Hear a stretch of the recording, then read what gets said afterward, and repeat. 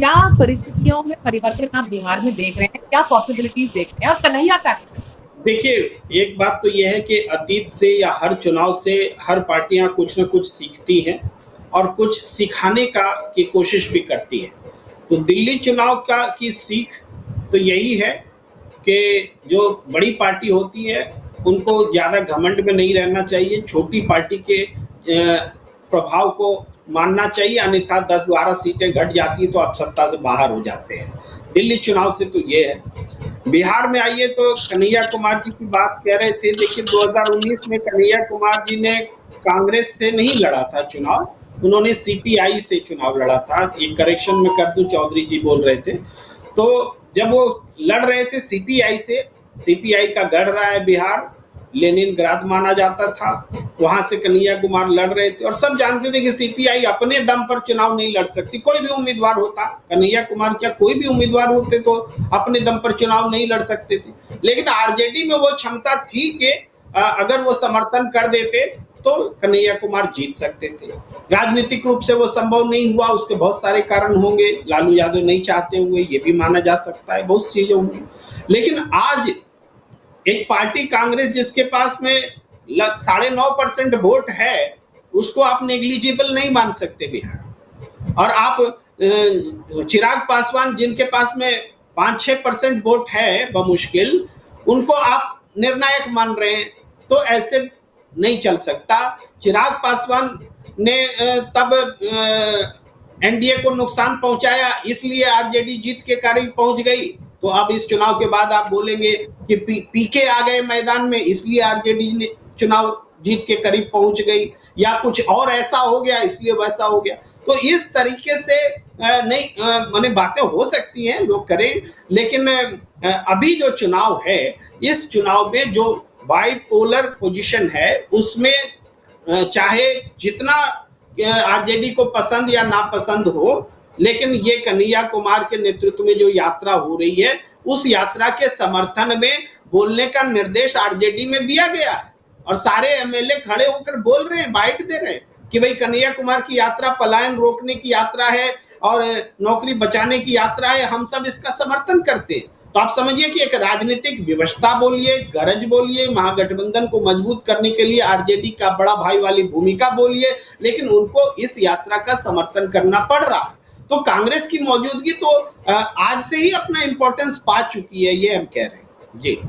ठीक, मनोज जी, कन्हैया कुमार कितने बड़े फैक्टर के रूप में आप देख रहे हैं? कोई प्रभाव दिखा पाएंगे, कुछ असर छोड़ पाएंगे चुनावी जमीन पर?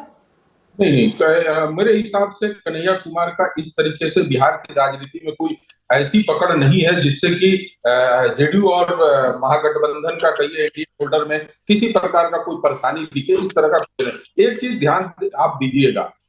आज के डेट में भी कांग्रेस और आरजेडी जो इनका अपना गठबंधन है, उसमें यादव और मुस्लिमों का सबसे बड़ा श्रेय है, जो कि पहले 2015 में भी और 2020 में भी बना हुआ था और 2025 का भी अभी हम देखें तो ये गठबंधनों का इन जातियों के ऊपर विशेष प्रभाव रहा हुआ है। अब बात यह है कि इस जातियों से हटकर हमें नया कौन सा समीकरण लेकर आना चाहिए, जिसके लिए कांग्रेस ने अभी अपने अध्यक्ष को बदलकर वो दलित समाज में एक पैठ लगाने की कोशिश कर रही है कि किसी तरीके से करे। यदि आप 2015 का देखेंगे और 2020 का आंकड़े को देखेंगे तो 2015 में जब आरजेडी और कांग्रेस और जेडीयू एक साथ चुनाव लड़े थे तो लगभग उनको जो वोट परसेंटेज आया था वो आया था 41% के करीब लाए थे, 42%, 41.9% का लाए थे। तो उसमें मैं हुआ क्या था कि जो भी ये ओबीसी के वोटर थे वो जाकर सीधे जेडीयू और कांग्रेस और इनके साथ जुड़ने के कारण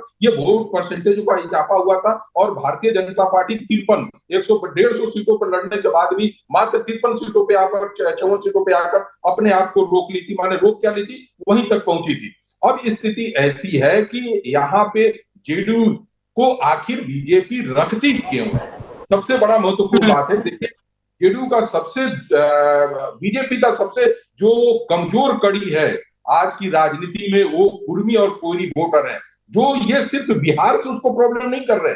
आप जाएंगे गुजरात में भी देखेंगे कि इनके कोयरी और कुर्मी वोटर जो वहां पे जो है वो अलग है गुजरात में।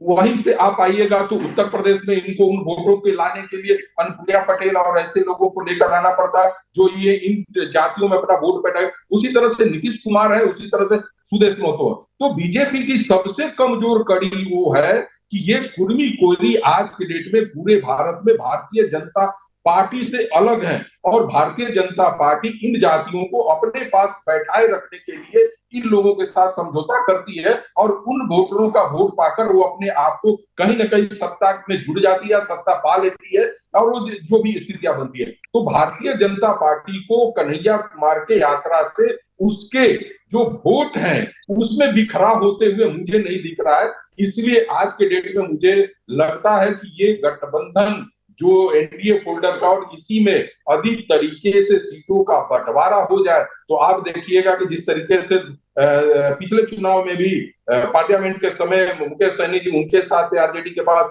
और असेंबली के समय यहाँ आ गए थे, ये लोग टूटेंगे। चूंकि क्या है कि वोटों का बिखराव भारतीय जनता पार्टी और जेडीयू को हराना है तो सबसे पहले कुर्मी वोटरों पे फोकस करना पड़ेगा और इन जातियों में बिखराव करना पड़ेगा, तभी जाकर आरजेडी गठबंधन को फायदा वहां होगा।